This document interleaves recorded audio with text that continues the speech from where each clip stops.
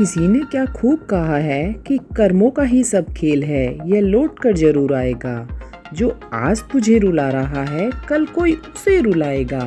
नमस्कार दोस्तों, मैं भव्या आज फिर प्रस्तुत हूँ आप लोगों के सामने एक प्रेरक सी कहानी लेकर। आज की मेरी कहानी उन लोगों के लिए एक प्रेरणा है जो कहीं ना कहीं कभी ना कभी किसी के द्वारा परेशान किए गए हैं। तो दोस्तों, घबराने की कोई बात नहीं है, कर्म हमेशा लौट कर जरूर आता है। आप जैसा कर्म करते हो उसके बदले में फल भी आपको उसी के अनुसार मिलता है। तो चलो फिर बिना किसी देरी के शुरू करते हैं आज की कहानी। मनीष एक बड़ा ही सौम्य स्वभाव व्यक्ति था। उसका एक पुत्र था जो कि 10 साल का था। वह बड़ा ही शरारती और नटखट था।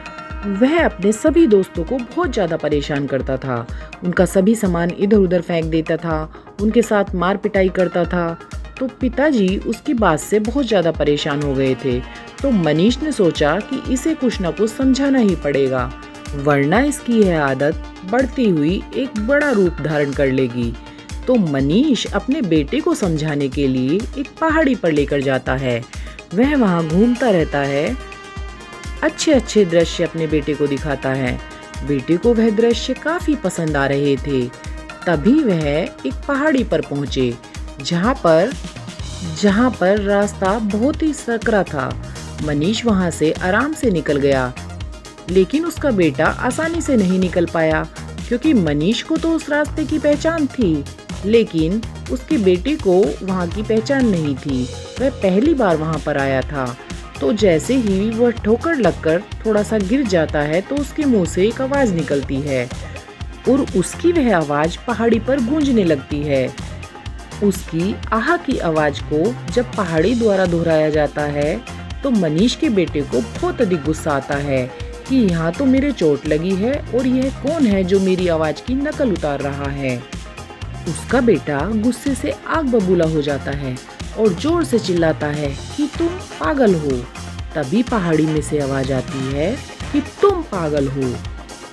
इस पर वह और अधिक क्रोधित हो जाता है और कहने लगता है, तुम गंदे हो, तुम दुनिया के सबसे गंदे व्यक्ति हो।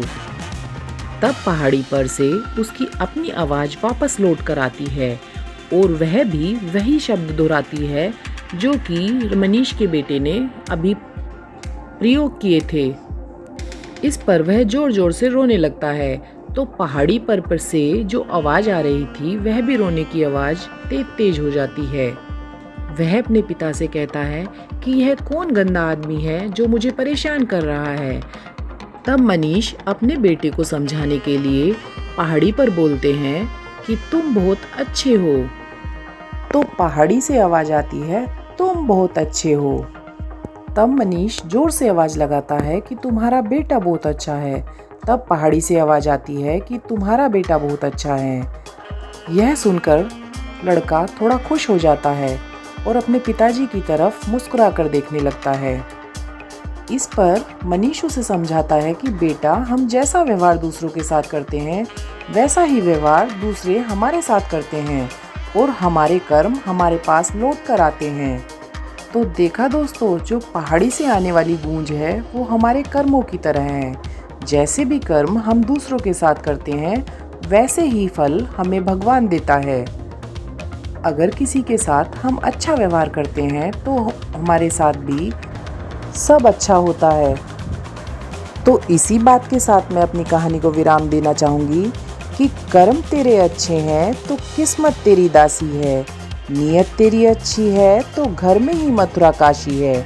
अब अपनी दोस्त भव्या को इजाज़त दीजिए, फिर मिलते हैं एक अच्छी सी प्रेरक कहानी के साथ। मेरे चैनल को लाइक, शेयर और सब्सक्राइब करना ना भूलें। धन्यवाद।